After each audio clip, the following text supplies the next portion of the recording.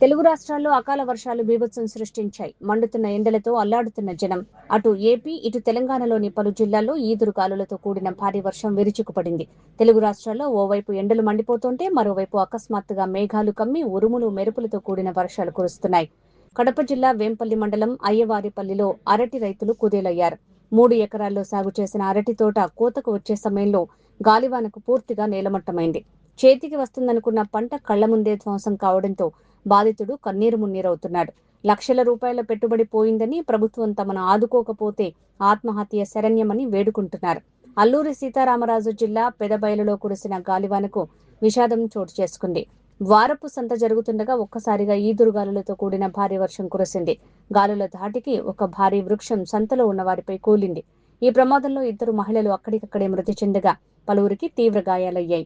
గాయపడిన వారిని స్థానికులు ఆసుపత్రికి తరలించారు. అప్పటి వరకు సందడిగా ఉన్న సంత ప్రాంతం ఒక్కసారిగా ఆర్తనాదాలతో మిన్నంటింది. మొత్తంగా ఎండ తాపానికి అల్లాడుతున్న జనానికి వర్షం ఉపశమనం కలిగిస్తుందని అనుకుంటే అది అకాల వర్షమై రైతుల కన్నీటికి కారణమవుతోంది.